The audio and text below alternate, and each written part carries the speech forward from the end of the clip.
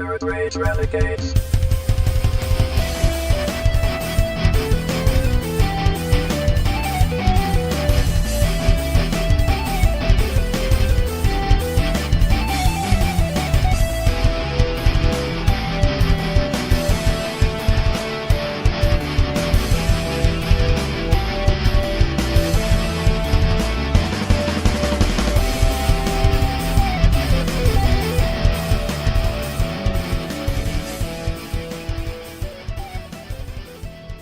Ladies and gentlemen, welcome to the most mellow podcast you'll hear all week, as Chief and I's voices have been steadily leaving us.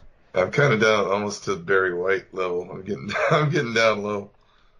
I've been still trying to kick this fucking sickness I've had for like a week, and then my leg decided to act up again. I've talked about I've been having problems with my leg lately.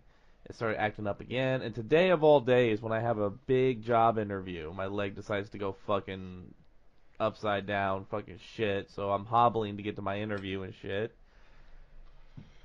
Well, it went But well, I think I so did well. Yeah. I think I did good. We'll see. It could be more money. And then Chief and I will be dancing on the ceiling. We were talking about a little Lionel Richie before the show. Yeah. You know what else I noticed? I got to ask this question. Hit me. Is Rock the Casbah like the international song of peace? Because it seems like I could turn to like 7 different radio stations, okay? And at one point or another, all of them play Rock the Casbah. The Clash has that effect on people, Yeah. I guess. Like classic rock stations, pop stations, mixed stations, all of them play Rock the Casbah. A popular band. Rock the Casbah.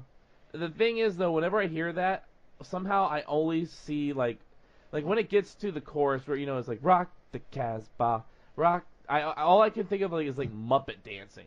Just like throwing your arms out to one side and then swinging them to the other. Muppets were the original dabbers. Muppets, if you ever watched the way the Muppets danced, they dabbed before anybody else would dab. The Muppets were the original dabbers. Jim Henson saw the future. He did. Chief, I just saw Spacewife's post on this. I thought I would let you comment it. I haven't watched it yet. About this movie Veronica that's out there that everybody says is so scary. It's so scary, Chief. People can't finish this movie. It's so scary. I watched it and it's pretty good. I'm not gonna. It's a pretty good horror movie. It's a subtitled, so if you don't like subtitles, you're gonna hate it. But I mean, I don't mind subtitles sometimes. Depends. It depends. I think horror, anime, stuff like that. I can deal with it if I have to. But like some dry drama, I'm not gonna read. You're not gonna watch Windy City in subtitles. No, but it's pretty good. It's kind of psychological and weird and supernatural, and I really liked it. But that review is ridiculous. That it's killing people. You know what I mean? Right. They said people are dying of fear. They're like, no, they're not. It's not that scary. No. It's a pretty good horror movie though. I liked it, but it's not. Don't believe the hype that you're gonna die watching it. I mentioned Windy City, and somehow I don't know what we would get out of it. I don't think we could get anything out of it. Maybe we could. But that's a movie I would love to do commentary on, is Windy City, a 1980s melodrama. Oh, yeah. I don't know if I can handle watching that. Come on, man. Saul. We got to do it for Saul, Chief. We got to do it for Saul. And the reason why it came up in my mind is last night. So last night I was laying in bed, and I was just, like, dying because of the pain in my leg. And somehow Brad's voice just soothes me to sleep. And it's that review that always I'll put it on, and it will just let me just like doze off into dreamland, is the review of Windy City. And now I kind of want to do Windy City. I kind of do the opposite. The last, I don't know how long, probably 2 weeks, the thing I put on when I go to sleep, and my wife hates this, is I listen to H.P. Lovecraft books on tape on YouTube. And it's just like this creepy elder god shit, like playing all night long while he's sleeping. It does. It puts me right out. Like I'll go right out listening. I mean, I love it. I've read most of that shit, like hard copy. Read it Just myself, but curl up in the tentacles of Cthulhu and let him rock you to sleep, Chief. yeah, all the main uh, big chunks of the Cthulhu mythos stuff I've already read, but I just put them on to like listen to in the background or whatever. And those guys reading it are always these like British guys that are like really proper, like reading is like a really proper reading of it, and it just puts me right out. You know they're like reading it in like a room with like a couple candles lit, and they've got like a like tons of bookshelves behind them, and they're at this old like cedar desk, and they're wearing like a 4-piece suit as they read it.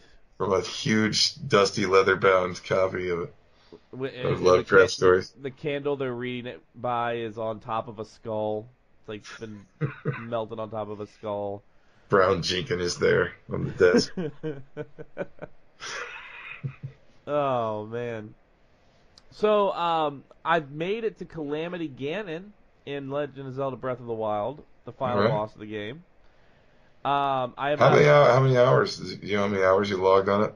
How long did it take? No, I don't know. I'll tell you this: does it have a timer? Does it time you at all? Yeah, I can look at the like my save data and see how long I've played. I'll just say the 2 hardest levels so far that I've done is the Camel Divine Beast, which is in the desert, Gerudo Desert, and then Hyrule Castle, because you have to find your way to get to the sanctuary of Hyrule Castle, and there's many different ways you can go about it. But Hyrule Castle, there's so many like corridors and stuff that you can explore, and then taking out all the guardian machines that could like kill you and like things like that. It's fun. It's a lot of fun. But I'm not. I've decided I'm gonna leave Ganon where he is right now because there's still so much of that map I haven't explored yet. I want to go out and explore some more and find all the goodies before I take down the. Oh, there was a point in the Dark Knight games I like to just explore around too, like that, just screw around, not necessarily get to everything right away. Because I like to just fly around Gotham like as Batman and just beat up street criminals. that's one of the fun parts of the game. Definitely, that's why I'm absolutely loving it. I haven't played much this weekend because I was sick Friday, and then they're like, "Oh, you got to work on Saturday," and then they're like, "Oh, well, you also have to work on Sunday," and I'm like, "Motherfuckers," I will say I did get to go. I did get to go where I was working. It was the town where my grandmother lives. That has the pizzeria I've been eating at since I was like 5 years old. So I did stop and get a good pizza from them.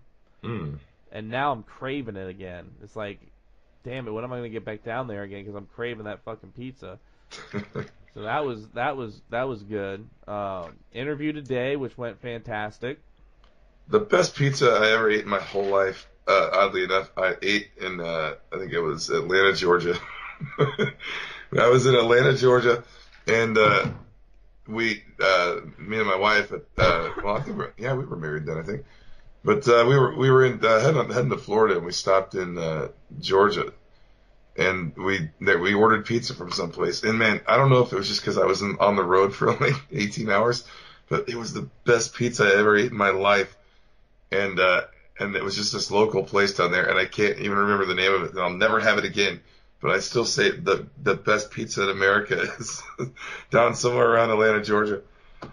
And it's great because, I opened the box. I had the box on the passenger side seat. You know how you do. You put the box on the passenger side seat so you can just reach over, grab a slice, and drive and eat. Oh yeah. So I can't. My wife won't let me do that. Well, yeah. Because she said I'll make a mess all over the car, and I'm not allowed to. Well, it's my car. I can do whatever the hell I want, But yeah, so I did drip some grease on like my work shirt. Luckily, I was done with like the work days. I could come home and throw it in the washing machine. But it was like, damn, I dripped grease on my shirt. You know what? Fuck it, worth it, worth it, worth every minute of it because I had to fucking deal with this shit. And now it's fucking snowing. It's fucking snowing outside. I mean, it's like accumulating. It's already, yeah. They've already called off. Like they've already called 2-hour delay for schools here. It's like really nice here. It's like it's getting in the 40s. We're in the middle of sprinter. It's like tomorrow. I think the rest of the week's supposed to be like 40s, 50s, something like that. Man. Yeah, it's like I was going to my interview today, and it was raining, but then I started seeing like I was like, wait a minute, that doesn't look like rain, and it was snow. So I did the interview, and as I'm coming home, it's just starting snowing even more. And then next thing I know, I sat down in my chair to rest my leg, and I really hate it because it seems like watch after we're done podcasting and I stand up, I'm gonna have to give myself a minute to adjust. It seems like any moment that I give my leg, like I'm not using my leg right now, is when it's like it stiffens up. But if I'm walking on it a bit, it's not as bad. But it's like when I actually let it rest is when it gets fucked up. But I was resting it, and then I look out the window, and it's like complete sheet of white. And I'm like, ah. I think when that happens, after the snow's gone, and then it comes back that hard, you should get second Christmas. Like you should get the Christmas tree out. Oh yeah. Set everything back up. Have another Christmas, because that's bullshit. You gotta break the monotony of the season when it does that. Yes, we had one winter, but what about second winter? Exactly. Do it Hobbit style. 11 seasons. I'll do my winter's Hobbit style. Get another Christmas out of it. So with that little bit of chit chat and stuff of going around the bend here for the first couple of minutes, let's talk about really the only thing I think we really want to talk about right now, and that is last week a movie premiered on digital. It was released. We watched it. And it is the greatest goddamn movie that has ever been put on film. Yeah. It is the greatest, is the single greatest cinematic masterpiece of all time. Better than Citizen Kane. Better than Casablanca. It fucked Gone in the Wind in the ass. I don't really like any of those movies. I mean, I understand how there are people value them or whatever, but boring to me, really. It has more emotion than a Cecil B. DeMille film. The Disaster Artist was released on digital, and it is the single greatest bit of film that has ever been created. It's I really liked it. I don't know about the single greatest film of all time, but it's the greatest single film of all time because it tells the story. But you know what? I'd say it's pretty. It's up there. It should have. I think it definitely should have won Best Picture over Shape of Water for sure. Well, Shape of Water is nothing more than Abe Sapien in love. Well, I'll tell you what. I don't hate it. There's a lot to like about it, but it didn't deserve that. I think Franco's performance in Disaster Artist just blew that movie away. But because it was real predictable. I mean, granted, it looks great. Like all Del Toro movies look fantastic visually. They're beautiful, and the special effects are amazing, and it's great on that aspect. But I thought it was weak as far as the story, and I thought that it was really predictable. Like 10 minutes in, I knew exactly how it was going to end. And I even said it to my wife. I said, watch, this is going to happen. And then beat for beat, exactly what I said was going to happen, all the way to the end. Meanwhile, you watched The Disaster Artist. Yeah, I watched Disaster Artist before that. Back to back, basically. I watched both of them back to back. And I'll tell you, Disaster Artist was way better. As just a film, it's way better. The reason why I say it is the greatest bit of film ever is because it is the story of a man who overcame all adversity and achieved his dream. It's as amazing a story as Schwarzenegger, I think. Easily. Achieved the American dream. He achieved the American dream. We still don't know how he was just loaded wealthy before that. The stories are, Greg Sestero, who wrote The Disaster Artist, he said there's theories and stories of how Tommy made his money, but they've never been confirmed nor denied. Here's my theory is that he is some sort of Eastern European royalty, and the family's just kind of given him his inheritance and let him go off into the world and do what he wanted to do, and what he wanted to do was be an American movie star. So he came to America, had all his documents made up that paid everybody off to forget who he was, and he came to America to do this. So he had a bunch of, and the movie, according to the movie, if that's accurate, he spent like $6 million making The Room, like of his own money. I don't know if there was any investors involved. I don't know if anybody saw any investors besides him, but according to that movie, he spent like $6 million. And the guy at the bank said, "This account is bottomless." talking about Tommy Wiseau's bank account. So that's pretty mysterious. He's a mysterious guy, but he is everything that is right with this country. Tommy should be president of the world because he believes in love and peace and greatness. And the Joker.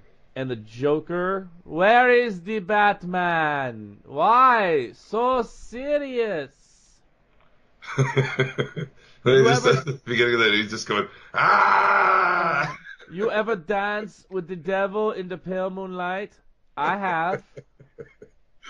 That guy kills me, and it's like he's already like. I mean, like, there's no really selling out for him. What would selling out be for Tommy Wiseau? There is no selling out. He doesn't sell out. He sells up. Yeah, exactly. He markets himself like as that character, as that guy. I mean, it's brilliant. I mean, I can't believe he's really like that behind closed doors all the time. But I guess he is. I don't know. I've never heard otherwise. I've heard he's just a strange dude. Because one day he got in a car accident. It was very bad for Tommy. But I survived. Oh my God! That when he's laughing at this. Oh man, when they do like that, I don't know how many takes they do of him. He's like, "That's a funny story, Mark." Like he laughs at the it's not brutality. funny. This isn't a funny story. Why are you laughing? I have to show my ass to sell movie, Greg. Alfred Hitchcock never directed a movie with his cock out. You don't know this. Yeah, the people. I don't know what's going on with Franco, like the accusations about him or whatever. But I'm saying the random Hollywood accusations. Yeah, I don't know I don't even know what he's accused of and all that shit. But I don't care.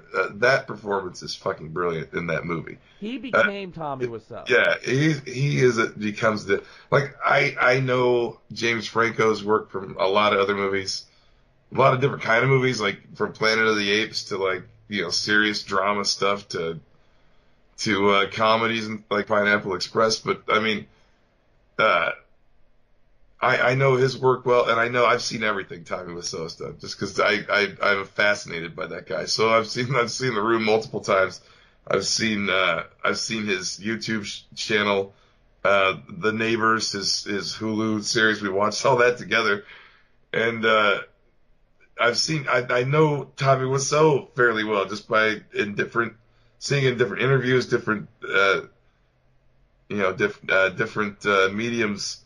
I've seen Tommy Wiseau, and I saw James Franco pretty much become Tommy Wiseau, like transform from to a believable Tommy Wiseau. I was like, you bought him as Tommy Wiseau. He wasn't James Franco in the movie anymore, and I thought that was brilliant. That's really probably one of the most brilliant transformations in a movie I've ever seen. I mean, right now, James Franco is another actor who's been caught up in the sexual harassment scandals that have been running rampant through Hollywood. Anybody, and I'm not saying, if you sexually harass somebody, you're a fucking sleazeball. But it just seems like everybody is getting slapped with one of these things. Yeah, and like I said, I don't know the truth of any of it. I don't know the extent. I just heard his name being thrown around in the media with that. I'm just ignorant of it. I'm not saying he's not guilty of anything. I don't know what he's even being accused of.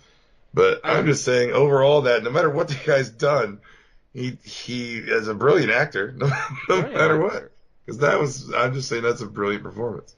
He might be an evil motherfucker for all I know. Yeah. I don't know. But that's a brilliant movie. I saw a funny meme today. It was like a drawing meme, and it was like 2003, and it was like the top said 2003, the bottom said now, and the top was like, "Hi, I'm Jimmy Kimmel, and this is the Man Show. Now here's girls jumping on trampolines." And then it said, "Now, hi, I'm Jimmy Kimmel, and I'm going to teach you about sexism."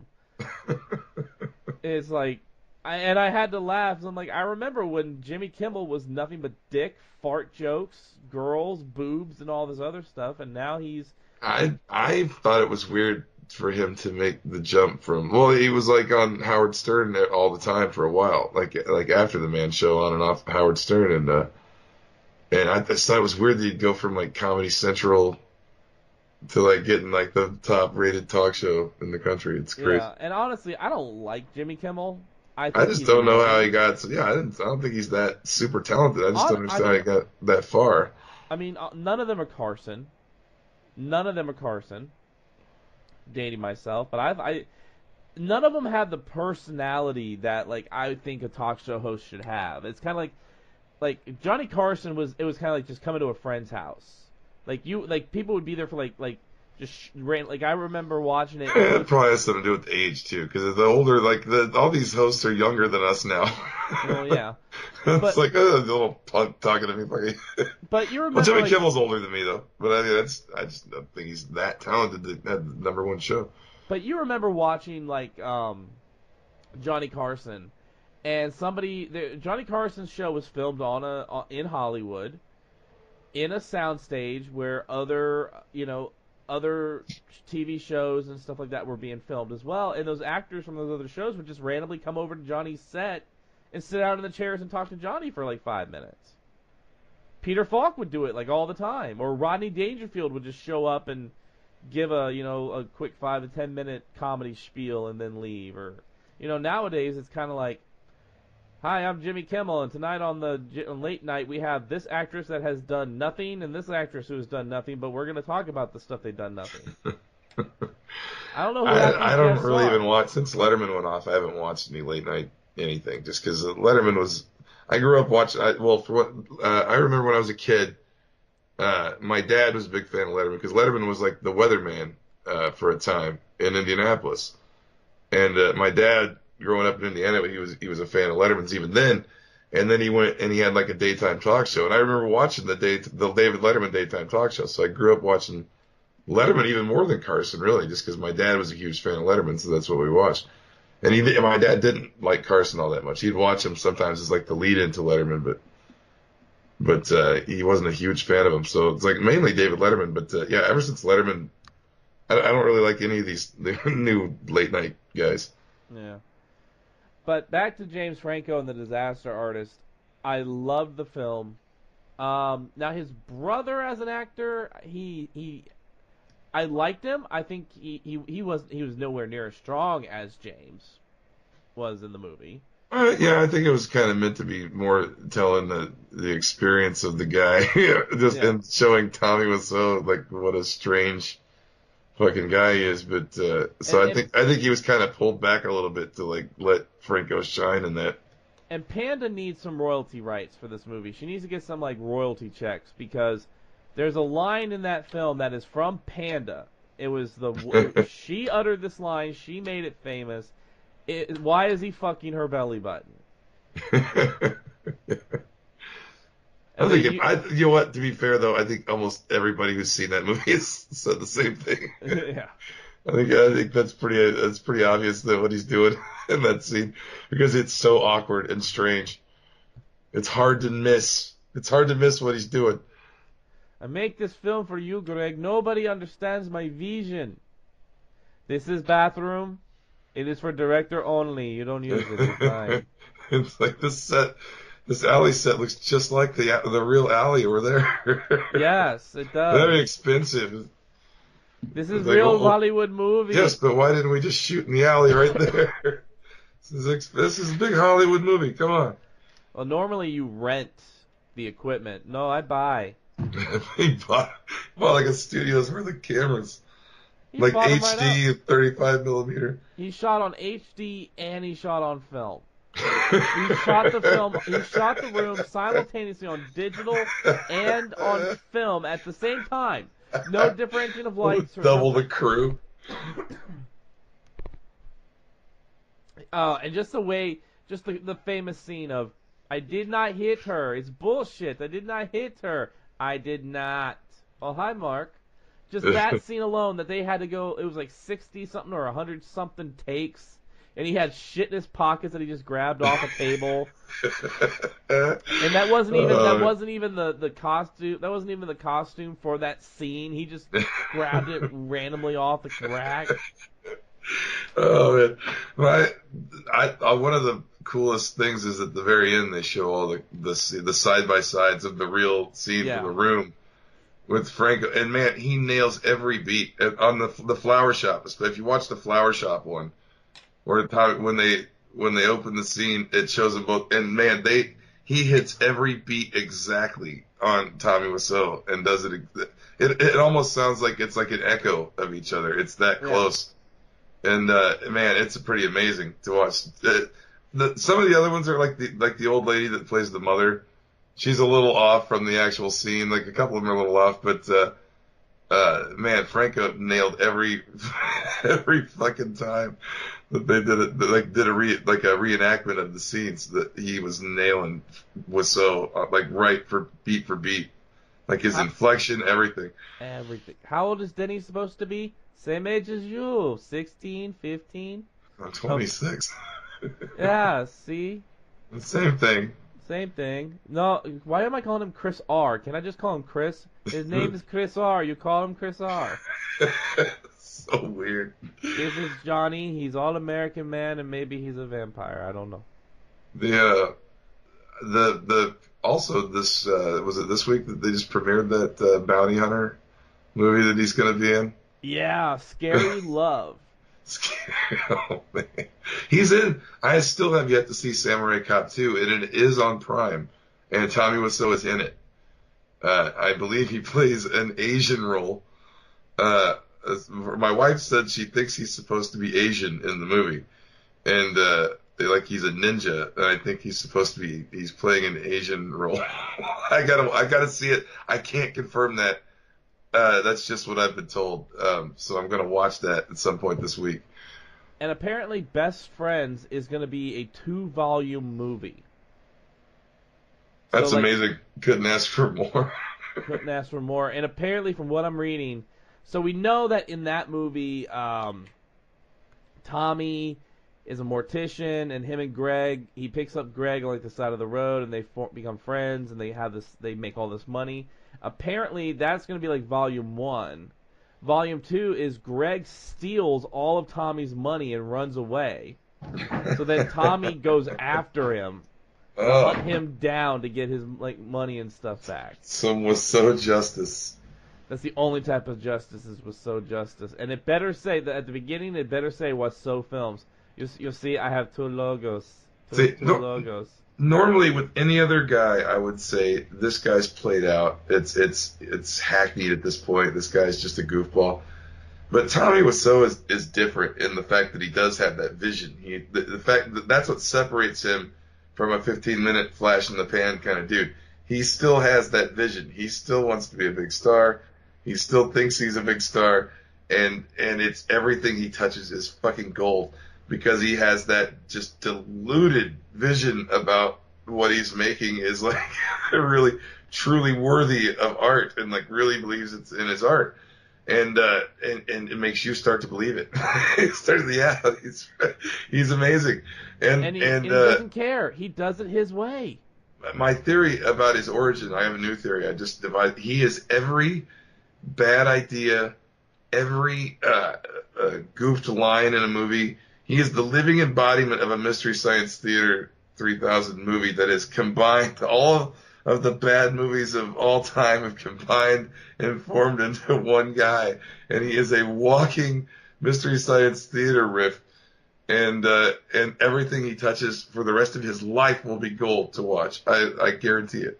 Maybe you could lose one of the belts. No, he made my ass look great. It made my ass look great. I can't wait. That movie was amazing. It was literally, I sat there just smiling through the whole thing. It just burned a fire in me because he just lived his dream.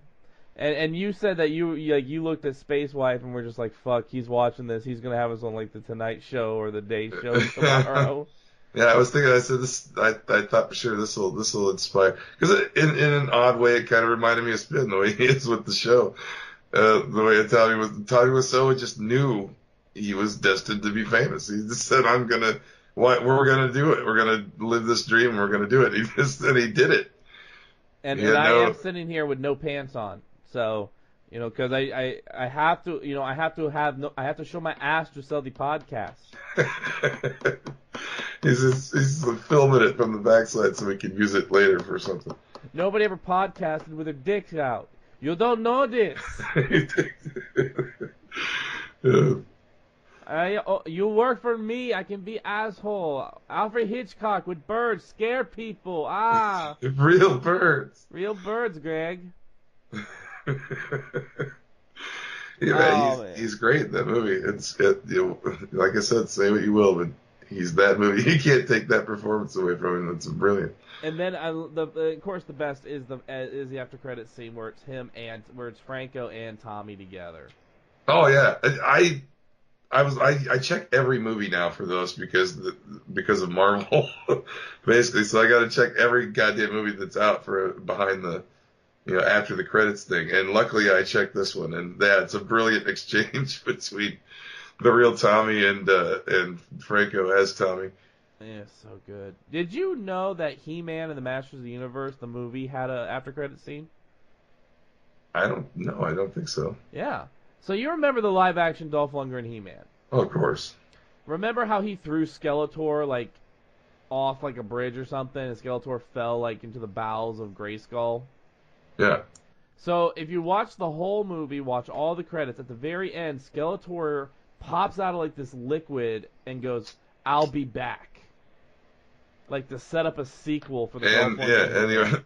Didn't everybody involved with that movie hate it? Everybody everybody that was working on it thought it was a ridiculous name. You know what I'll never have? You know what I've just realized I need and I'll never have? A buddy cop film with Tommy Wiseau and Billy Barty. No, you'll never get that. Could you imagine that? Could you imagine a Tommy Wiseau, Billy Barty buddy cop film? You'd have Tommy Wiseau and the remains of Billy Barty, but you couldn't have the living Billy Barty. I mean, technically, he still exists. He's just not moving. Yeah. Billy Barty's just biding his time to come back from the grave. Oh man, Billy Barty's. I need that. I want to go back in time and bring a young Billy Barty to the present so he can film a buddy cop film with Tommy Wiseau. Tommy and Billy, renegades of the law. Yeah, I don't know how that would even go down. What the premise would even be. It would be the greatest thing ever. It would be the greatest thing ever. Tommy Wiseau wouldn't even use the character name. Just call him Billy Barty. Hello, Billy Barty. Let's go on an adventure. You're a tiny man. Let's get in my red car. I have $20. Where's my second season of The Neighbors? Yeah, exactly. Now they should just give Tommy money and say, whatever you want to make, make. I said today, I commented on that Nerdist video of him as the Joker and said, you know what, if you make this, you've already got my money. I'm going to be in the theater the opening day for that. You cast Tommy Wiseau as the Joker. I'm not missing it. Well, even Doug Walker said better than Jared Leto. Well, shit. Actually, he's fucking crazy. I mean, maybe he'd do a good job. Who knows? Get Greg to play Batman. I don't care. Have Greg play Batman. That'd be. I'll watch that too. Make it like an Otherworld Batman, like not part of the DCU, but like an Otherworld. Just license it. Give Tommy Wiseau all the licensing he wants. Give him Batman, the Joker, any of the DC characters. Let's say do whatever you want with a one-off movie with all of our characters. We don't care. Do whatever you want. And I will within reason, within the boundaries of NC-17. Nothing real hard R for right. or X, but I mean, give Tommy Wiseau the total freedom to make whatever the fuck he wants with DC characters, and I will watch it. I will pay for it in 3D. I'll be there opening day. I'll go see it multiple times, probably. And I guarantee you it would be the highest grossing DC film of all time. Oh, I guarantee it'd be horrible, but it'd be hilarious, too. How could you not think it would be the greatest thing ever? Come on, Batman. Give him a $250 million budget to make a DC movie. Let Tommy Wiseau direct The Flash. Oh, that'd be funny. This is Flash. You're fast. You have to run. So you run. Actually need to run. Go outside. Run all day. Don't stop. Just run. Huh? And in this movie, you fight Dracula. I will play Dracula. Of course, you know, I But the look Flash good. doesn't fight Dracula. Listen, this is a big Hollywood movie. The We Flash versus Dracula will be a big movie. we shoot this in high definition, 3D, IMAX. We're gonna shoot in all formats. 7 cameras go right now. Hologram. We're going to make the whole movie a hologram. Virtual reality in 360. People could be Flash. You could be me. You could be Dracula. Tommy Wiseau. Let Tommy Wiseau direct like the Universal horror movies. That would be great. Let him direct everything. I just want to see I want to see what Tommy Wiseau would do with $250 million. Give him $250 million and the use of every top of the line movie crew in America, and let him whatever the biggest studio, the best effects crews, the best everything. Give him $250 million and put him in the director chair and say, make something. Let Tommy do every remake and reboot that Hollywood is. Yeah, you're gonna do reboots, make them interesting. Let Tommy Wiseau do all of them. Like, let him do this new Charmed reboot that's coming out that has everybody's panties in a bunch. Okay, so your sisters, your witches, and you're going to fight the vampires. You 90210, you come here. What a story, Shannon. Oh wait, this reboot, you no long here. Go away. Say you no here no more. We fire you. We hire you just to fire you, so we authentic like TV series.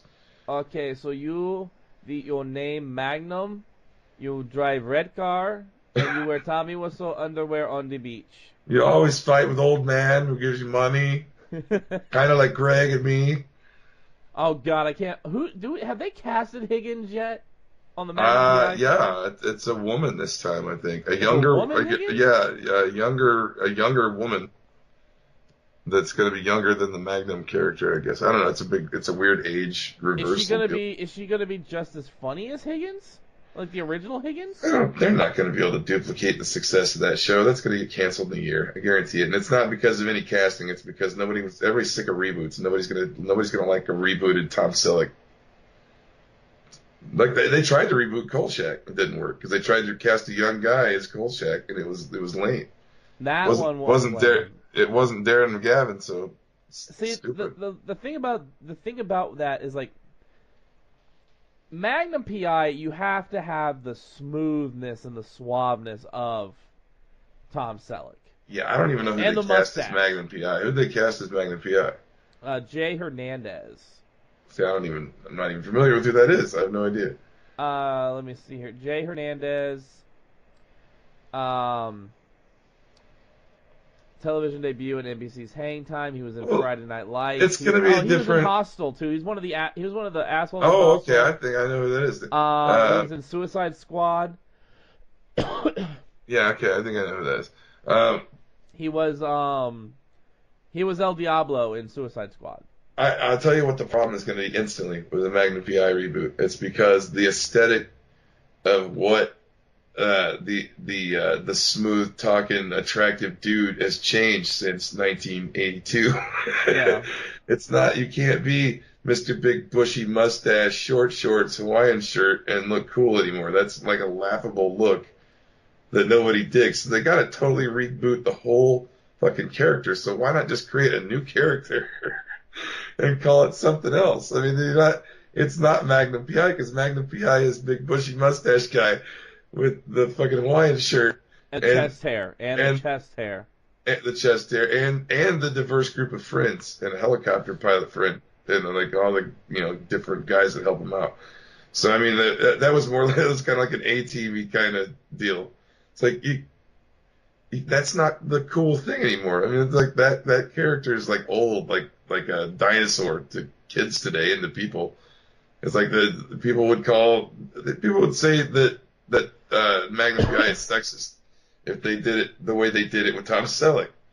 That's just the way it is now. It's different. It's a different time, so people aren't going to accept that character the way it is. So I'm confused on why reboot that. Why not just create a show with those same actors and just call it something else, and just kind of follow the basic premise of Magnum PI and make it a different character. I don't know why they can't do that.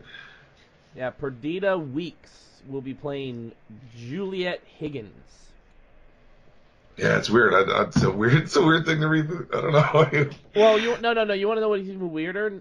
Just the name Magnum PI, just the popularity of that name is what they hope is going to sell it, because it's not going to resemble what Magnum PI was at all. No. Well, here's what's even weirder is not only has CBS said we are going to reboot Magnum PI, they have also said we're rebooting Cagney and Lacey. Yeah, that's weird too. It's like, well, I mean, that kind of works, I guess. But I mean, they don't. They were just you get two women hard-nosed detectives. I mean, you could modernize that. The concept of Magnum PI is like really specific. You know what I mean? You won't have, but there's only one Lacey, and that's Tyne Daly. Well, Tyne Daly might be in the new one. She's still alive, isn't she? She's alive. She was just in Spider-Man: Homecoming. Oh, that's true. So yeah, put Tyne Daly in there, and I'll be happy. But it's kind of like Hollywood's kind of like, hey. Oh wait, yeah, that's right. She was like the head of Damage Control. Yeah, she was head of Damage Control. Oh, okay. But it's like they're like, hey, what was popular in the '80s that we haven't fucked up yet? Because we can't do Knight Rider. We've already tried that twice. Yeah, they even tried it with Hasselhoff. It didn't work. We've tried MacGyver. What else can we not? What else, we tried Dallas, which that actually did run for a couple seasons. That one actually did well. That kind of took off. I was gonna say I thought it was pretty popular. But it's like, who's next? I don't know. What's next?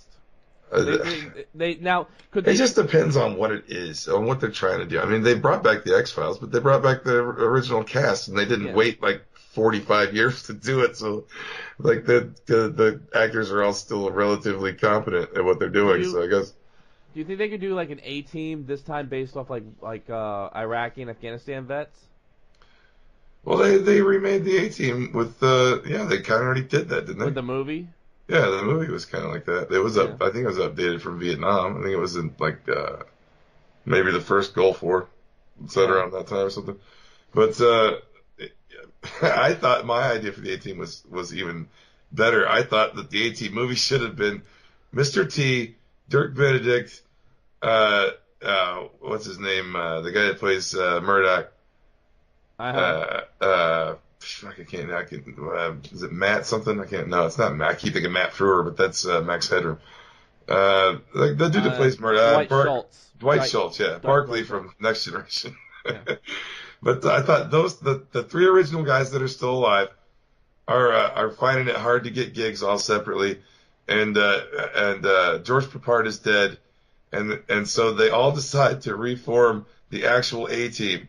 And they're playing themselves as Mr. T, Dirk Benedict, and Dwight Schultz, but they need a new Hannibal, so they get their van, they pitch it in and get their van, and Mr. T drives it around, but he's not as good a driver as he is on the A-Team, so he's constantly wrecking it, and then they have to get a Hannibal, and they don't have a Hannibal, so they go and kidnap a retired Sean Connery, who's like 80 years old. And he's just trying to escape them the whole time, and trying to get away, and until they're finally run down by the law and all arrested for trying to be vigilantes, and they try to like hang around and try to like, hey, I hear somebody said they need some help. And they're like, somebody's like just complaining like at a Walmart, like they're trying to return something, complaining, and the A-Team show up and just start kicking the shit out of like the clerk.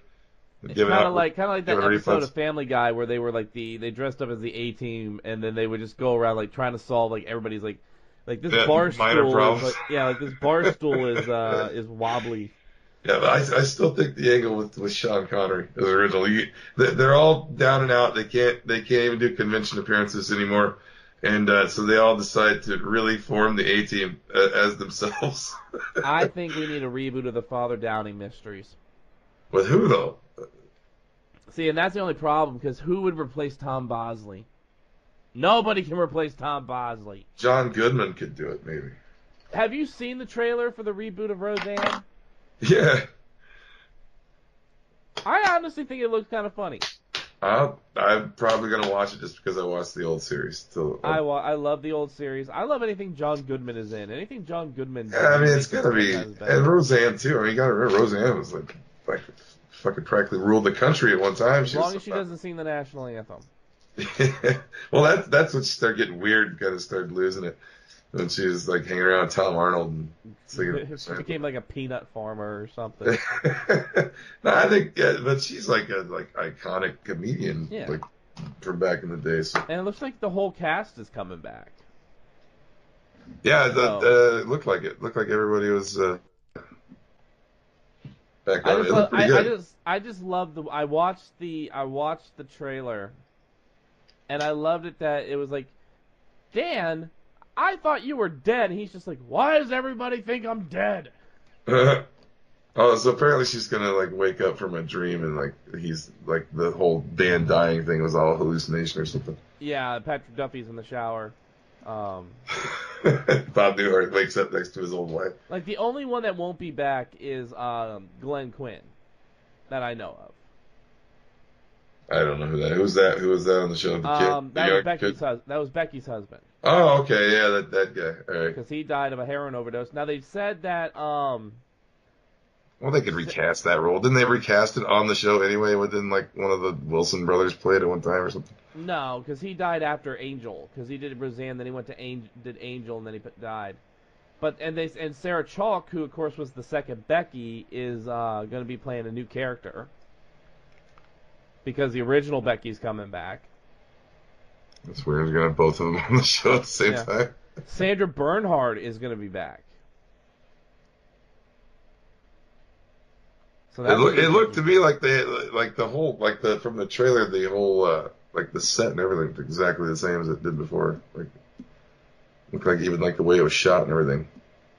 It's pretty exact. I wonder if it was it Richard Mole. I wonder if he's going to be back. Oh, Martin Mull. Martin Mull, yeah. I wonder if he's going to be back. Richard Mull is Bull from Night Court. He's also in like a lot of old sword and sorcery. When are we going to get a new Night Court? That's what Yeah, we need. I thought that's another one of those Mandela effect things because I would swear that Richard Mull died back in the 90s sometime, and the guy's still alive. Night Court and Moonlighting. They should redo Moonlighting with Bruce Willis and Sybil Shepherd now. Apparently they're doing. Is it Murphy Brown? They're bringing back. Yeah, Murphy Brown too. that's coming back with Candace Bergen's actually coming back to play the kid. Yeah, bring back Cheers. That's what I want. That's possible, I guess. Well, no. Why do I keep thinking George Wendt is dead? George Wendt is not dead. He's still alive too. He's still alive, eating bratwurst and drinking as many beers as he wants, and put him Woody in Harrelson, like everybody's still. Well, Fraser's still around. Rhea Perlman's still around. The only one that's dead is Coach. That's true. Yeah, I guess nobody else has died from that show yet. No. Well, I mean, Kirstie Alley ate Shelley Long, so. No, that's straight. They're both still alive. Yeah. So we could do Cheers. I mean, Cheers was like the #1 show for years. Boy, it would be sad. It'd be like after like 40 years of drinking in that bar. It'd be so. They have to make them all like half dead and like Cheers kind of is bad turned livers. into like a gastropub or something like that. Like George walks in, he's like, "Yeah, give me a beer." Well, what do you want? You want an IPA, a Pilsner? Oh, I got a better Beer. idea. Cheers 2049, and it's like set far in the future. And like George Wendt comes in, and he's got like those like 80s like wraparound glasses on, like a silver suit with like big silvery wing things on it. Beer. Beer pill. Just give him a pill. Just give him a pill. All right, give me another one. Keep them coming. My wife unit is complaining. Hey there, Sammy boy. They just throw like their old characters would just throw in future talk once in a while. So Sammy, I hear it was how is it now that you know I'm no longer playing the lunar ball? How is your bionic legs holding up? Yes. So I hear Diane is dragging you to a lecture on post-nuclear dwarfisms of the black holes of the Andromeda strain.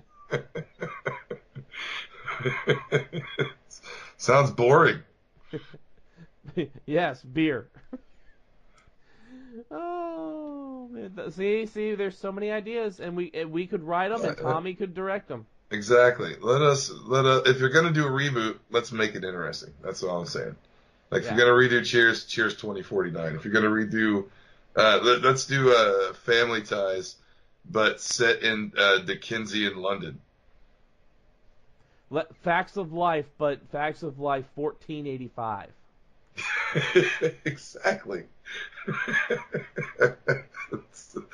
no people that, like, just be like they'd just be like animals like running around.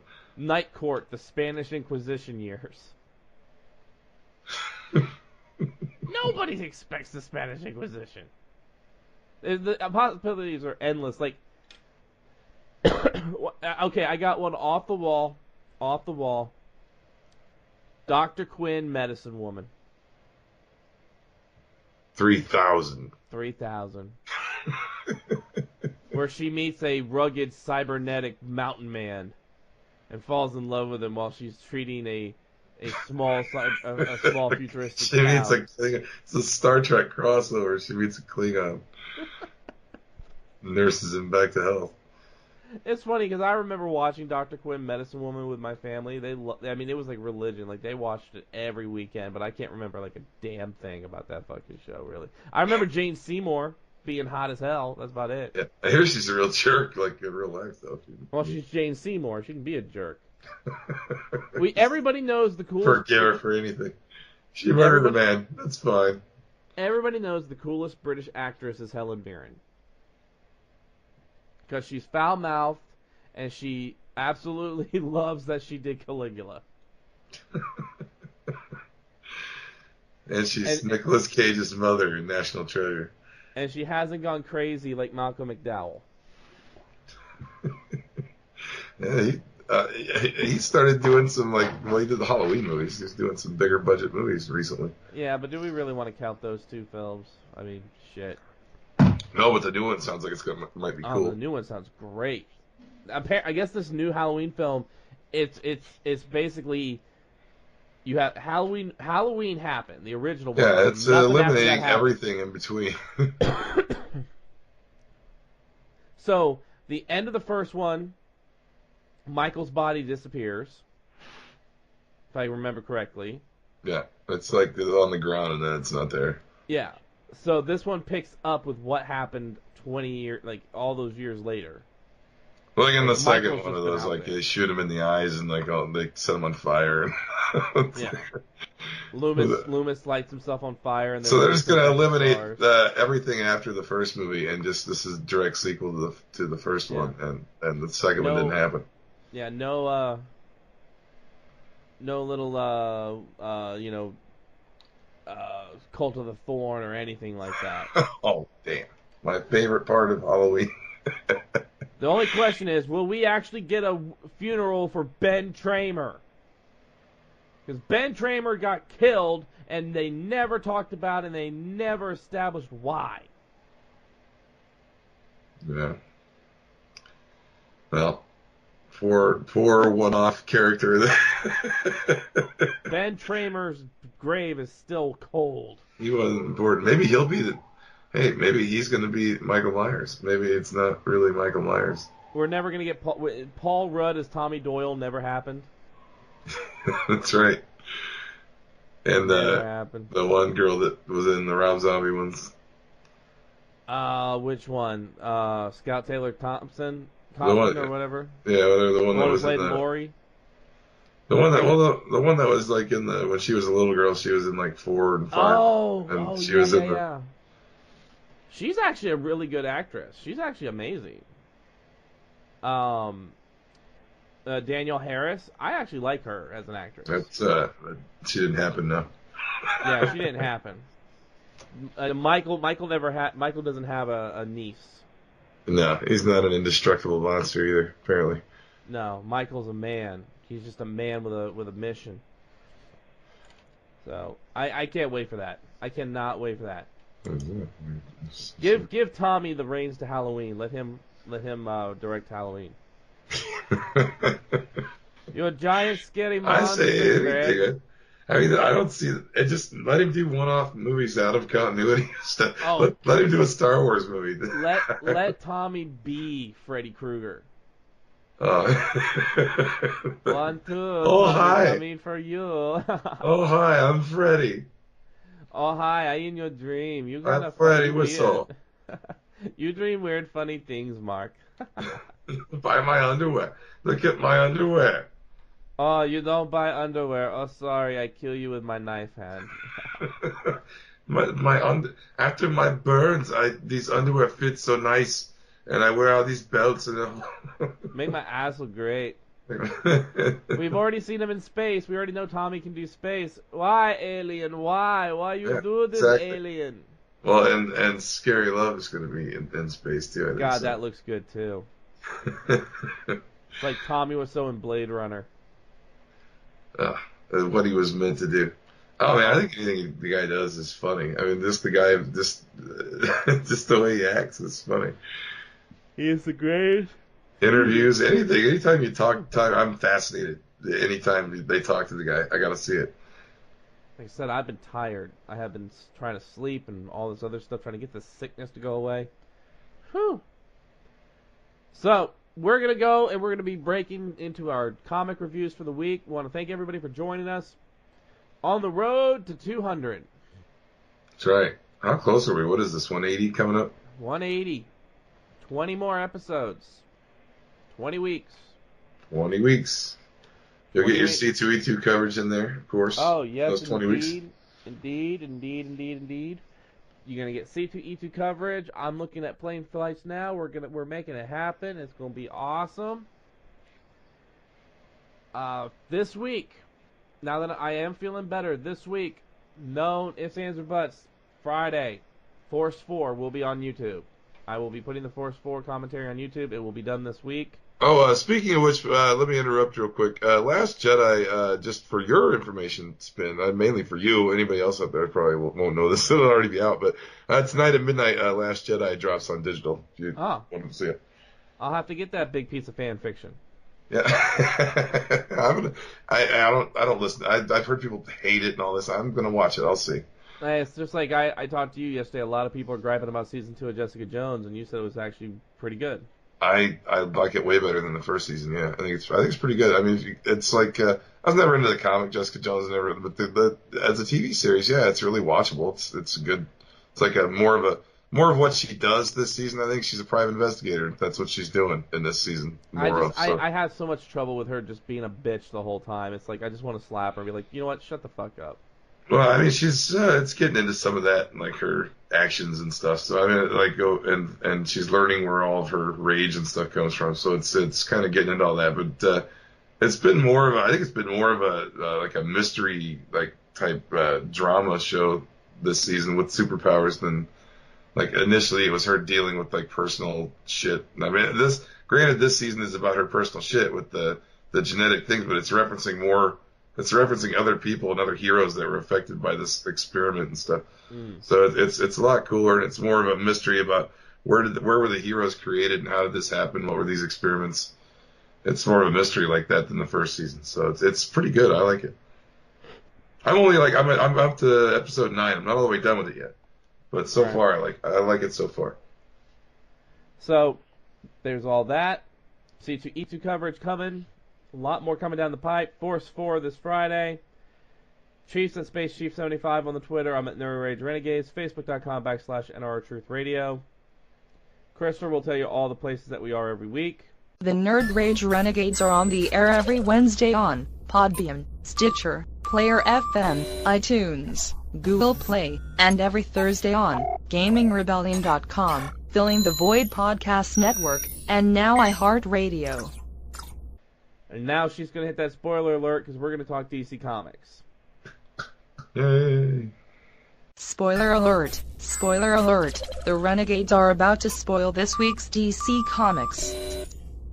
So, Chief, I think the first thing I need to tell you is I received email today. Gail Simone will be writing the new Plastic Man series for DC Comics. Yeah.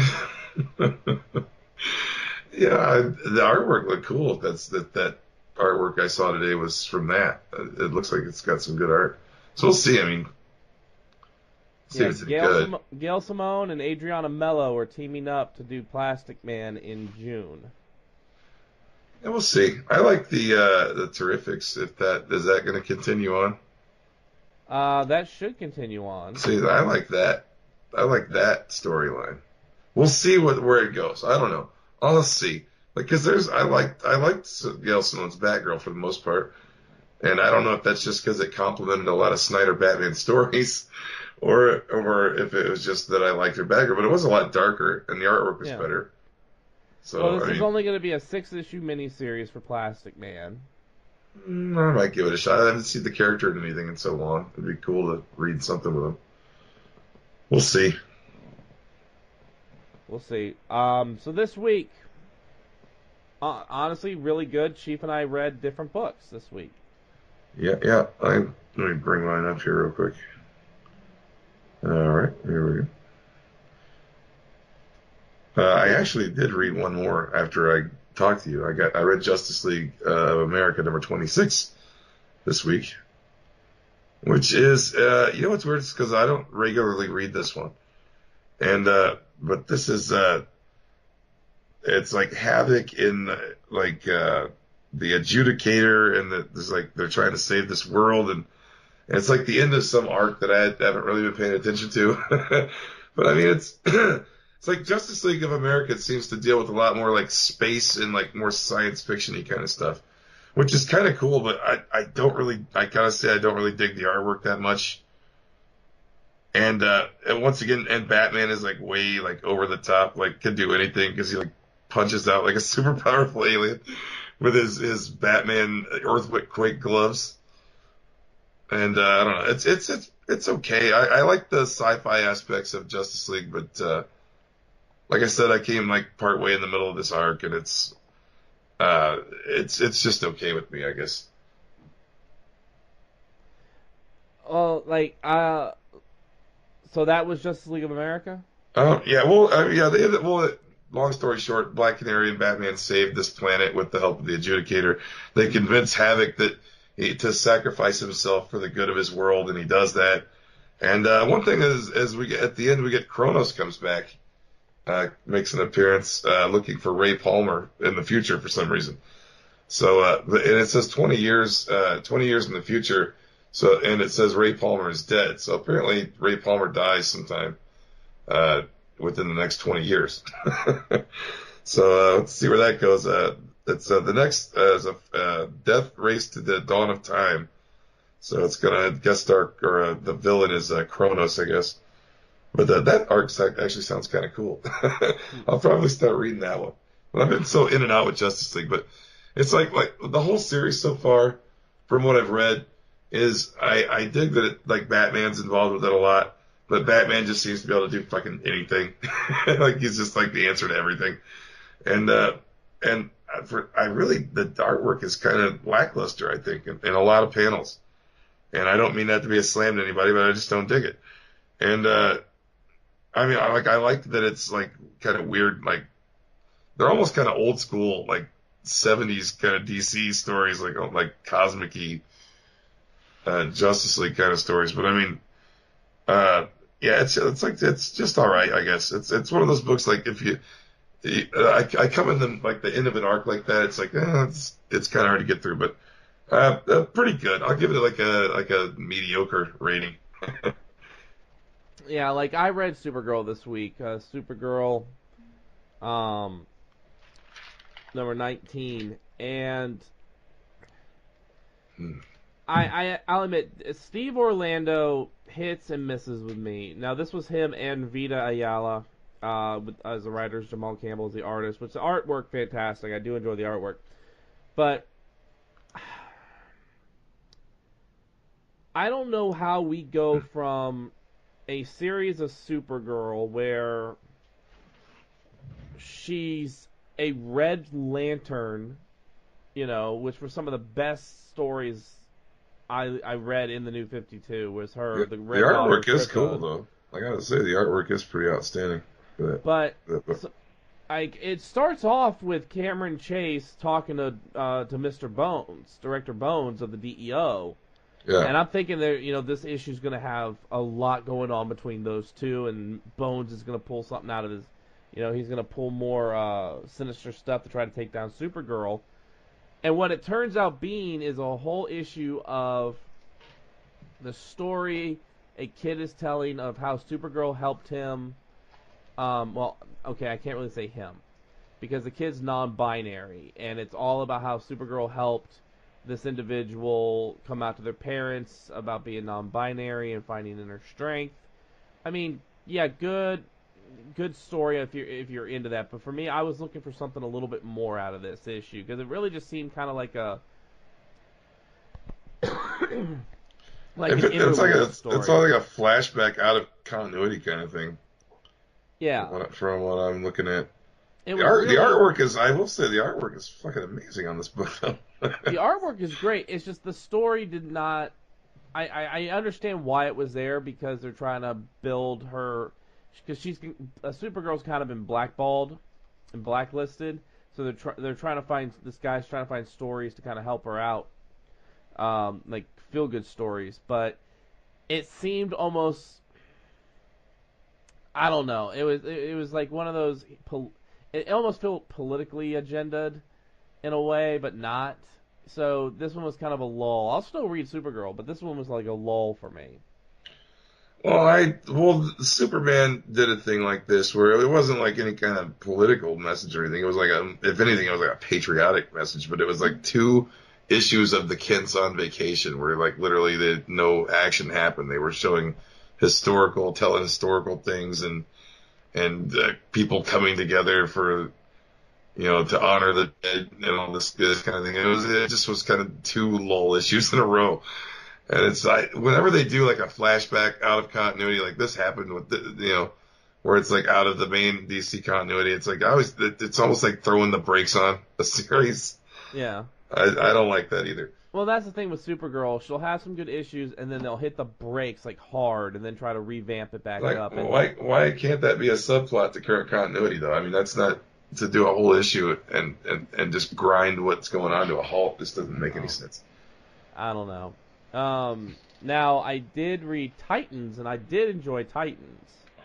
I love that book, but I didn't get a chance to read it yet. I got some time. Roy Harper has been trying to convince Donna Troy that there's something going on in New York, and that, hundreds of people are probably infected. Right. But Batman can't find anything on the Watchtower computer. He's like, there's nothing going on in New York. Because the Brotherhood and the Brain have been able to devise a way to shield what they're doing from the Justice League's monitors. And the Brain is getting so advanced with each person that was, because remember this whole thing with those drugs that people were taking. Yeah. Well, and Mala's there. Mala's there, and but he's becoming so like he's like being plugged into like everything. Yeah. And everybody's thinking Roy is paranoid. So Wally and Dick Grayson show up to try to talk sense into him, and he ends up fighting both of them because he's just. It's almost like something's going on with Roy, and they're afraid that the Troya future is actually coming true because Roy's kind of relapsed a bit. And he has this really good dialogue with Dick Grayson about how he's like, you know what, you had Batman as your mentor. I had Green Arrow, who has always been seen as a second-rate Batman. So does that make me a second-rate Robin? And he's like, your mentor took you in. Your mentor taught you. My mentor shit on me. I mean, he has this long dialogue with Dick Grayson while they're fighting about how, Dick was the sidekick that got everything, and he was the sidekick that got shit to the side, they got shit canned and pushed to the side because his mentor couldn't deal with him. Really good, really good dialogue and story. This is I gotta finish reading. I was just looking at it just now, but I gotta. I'm reading this arc too. I just didn't get to this issue yet, but this is still continued from when him and Shesha broke into the facility and stole the drugs and all that. Yeah. So I dug it. I dug this issue. I love. It's a good Roy Harper story. That we haven't had a good Roy story since he was part of the Outlaws, Red Hood and the Outlaws. So this is good. I'm enjoying it.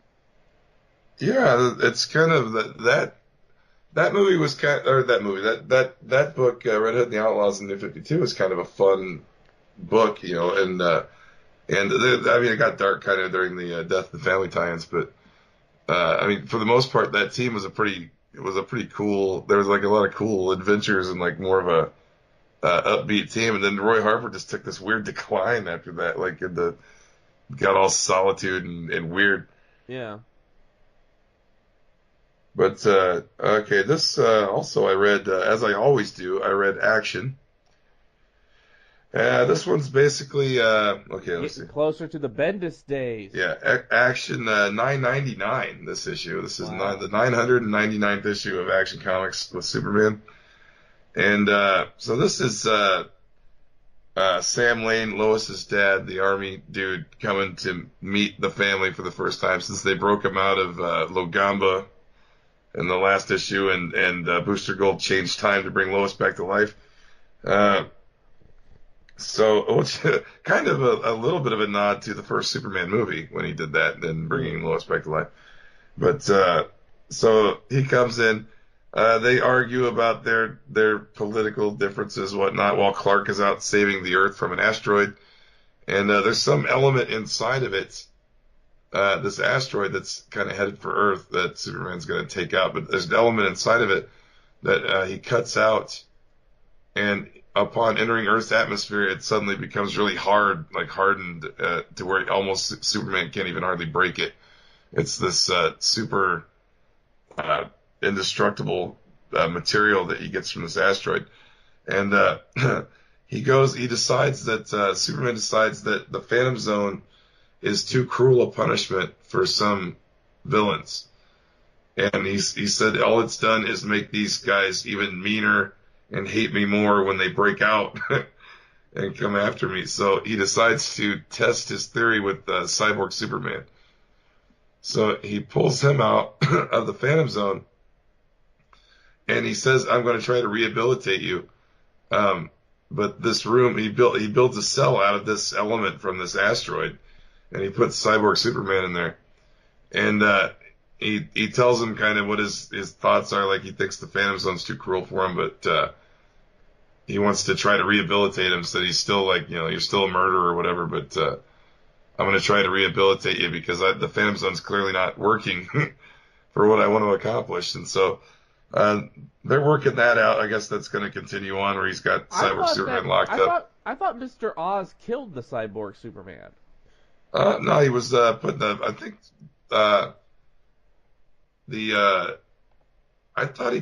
I thought Clark put him in there in the Phantom Zone when Zod and Cyborg Superman and a whole bunch of Superman villains got together and tried to attack the fortress. I think he got put in the Phantom Zone then. Excuse me, losing my voice. But he's in the Phantom Zone in this. And he pulls him out and he puts him in this prison he made from this weird asteroid.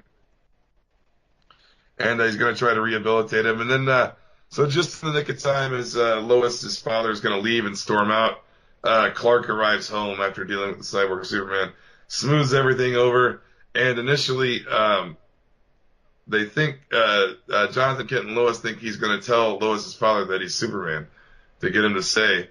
Because he's saying that Superman's a threat. He's like telling Lois, well, Superman's a threat. Like, he doesn't realize, of course, who Clark is. And he's saying Superman's a threat. We have to be ready for it. And that's the business I'm in and everything. And then Superman kind of shows up. Clark shows up, kind of smooths everything over. And then they have dinner. But, yeah, the very next issue is the 1000th issue of Superman or of Action Comics. And I don't know if is that gonna be like it's probably gonna be a pretty big issue. It's probably gonna be one of those big Yeah. sized That's going to be an issue monsters. everybody's going to buy because it's the first comic to really hit 1,000. Yeah, well, I bet it's gonna be in my box automatically because I always get action. But See, here's what I'm asking because you were talking about Cyborg Superman. It says right here, Mr. Oz gave him what he considered a mercy killing by activating the red plasma failsafe in his containment tank, leaving him to drown in it powerless. Because Mr. Oz is Zor-El, and this is is Jor-El, and Cyborg Superman is Zor-El. So how is he in the Phantom Zone if Mr. Oz killed him? oh no, this is the Hank Henshaw. Okay, so it's not the Zor-El one. No, this is the one he had in the Phantom Zone. Okay. No, yeah, that's different. That's from the New 52 Cyborg Superman arc, right? Yeah. Is that okay? Yeah, this is Hank Henshaw Cyborg Superman. That was just recently. There was like a coalition of like Zod and him and like Metallo, I think, was there, and a couple other villains. I can't remember all of them, but they were going to attack the fortress, and they were going to use the Phantom Zone to like bring an army from the Phantom Zone to Earth or something, and they eventually, like the Superman family all showed up, like Supergirl, Superwoman, Power Girl, Steel, like everybody showed up and fought him off because Clark was blind. When Clark was blind, he went through like that Phantom Zone generator that Amanda Waller has over the prison or the Suicide Squad. What's that fucking Belle Reeve? He had to go there or something, and he went through this. She's got like a Phantom Zone generator protection wall around the prison, Mm-hmm.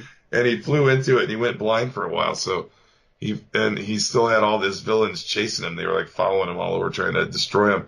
And he flew back to the fortress, and he couldn't see, and he was trying to figure out like if he could like something in the fortress would give him his sight back. And I think he had to get hit with another dose of Phantom Zone shit or something. And he ended up the Superman family all came there. But anyways. That's when he put Zod and Cyborg Superman. He put a bunch of guys back in the Phantom Zone a little while back. So this was he brings him out and he's going to rehabilitate him and it's not the Zor-El one. Okay, that's what I was getting confused about. But yeah, next issue, like I said, is the Bendis' first one. 1,000, or is he after 1,000 going to take over? I don't know. Somewhere around there, yeah. Action 1,000.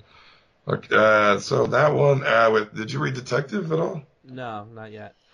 Okay, well, my voice is killing me, so I'm going to try and speed through Detective real quick before my voice goes out. Basically, it's, let's see, wait for this one to load. I forget exactly how it starts out, but basically it's the,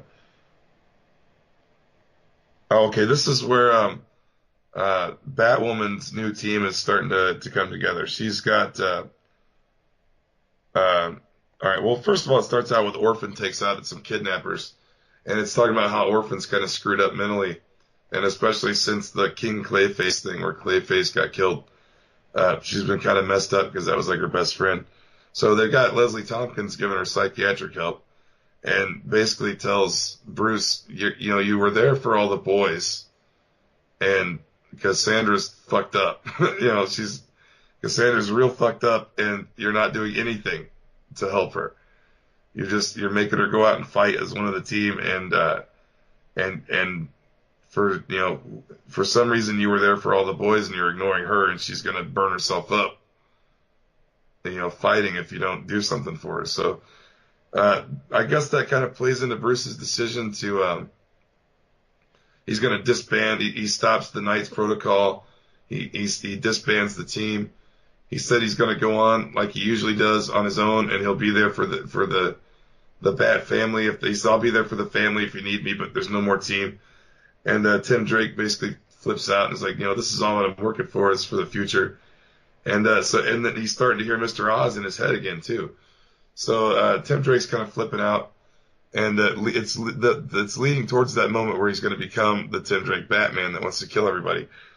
But we've also got Kate's Batwoman new team with Batwing and Azrael. They take out some Talons from the Court of Owls, and so their team's coming together. They're starting a new thing where they said she basically says Bruce can have Gotham. Bruce and his family can have Gotham. We're gonna be a peacekeeping force for the world, so that like the colony is gonna be turned into like Batwoman's thing, and she's gonna kind of branch out like almost like Batman did, like around the world. But then Bruce has to tell Tim Drake that he's discontinuing the Knights Protocol, and that's when he kind of flips out, and then he goes back to his place and starts hearing Mr. Oz in his head again.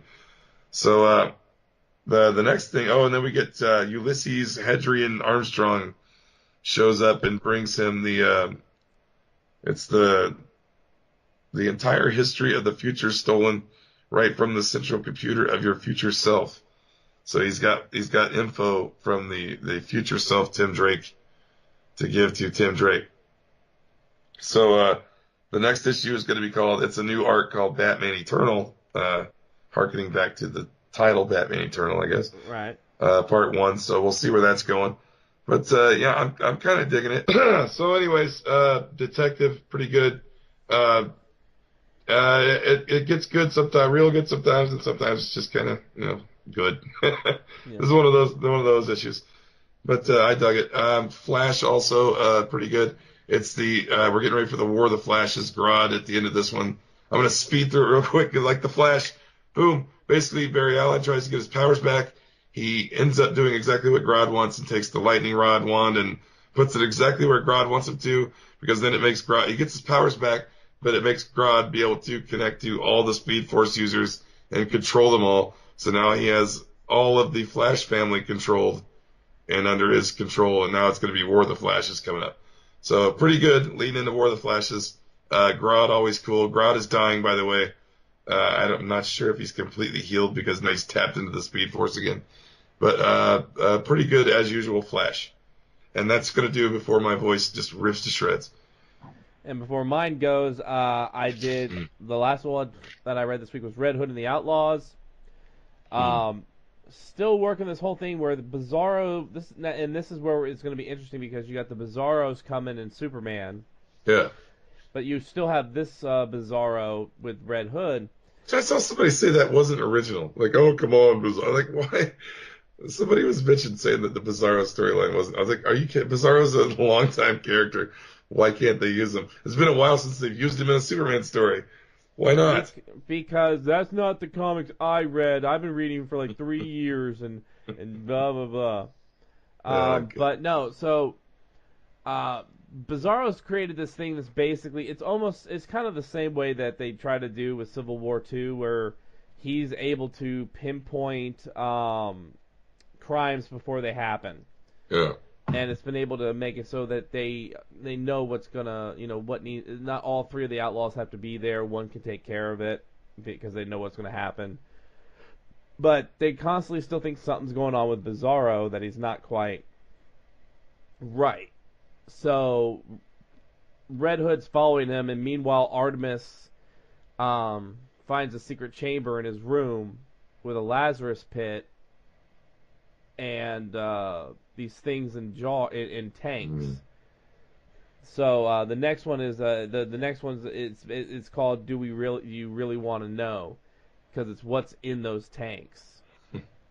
So I like it. I don't think I have a pick of the week this week just because everything was kind of mid-grade. Well, you know what?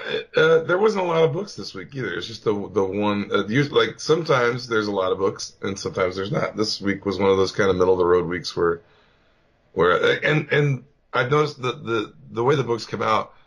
I read more of the books on the months where Batman, Superman come out than I do the months, because usually it's just I usually only read Action Detective and Flash for this round of releases. And then everyone, I try to throw in a couple like Justice League or a new one that's coming out, like just to try something. But I mean, like a lot, I don't get to every title, but I make sure I get the ones that I regularly read so that I can kind of review and respond to those. But I mean, this time there wasn't a whole lot of books, and there wasn't a whole lot of books that I read. So I mean, I only read like a handful, like 4 or 5. So that'll do it this week for DC Comics Reviews. Every week we bring you more reviews from the world of DC Comics. So, we want to thank you, and we will see you next week. Good night, everybody.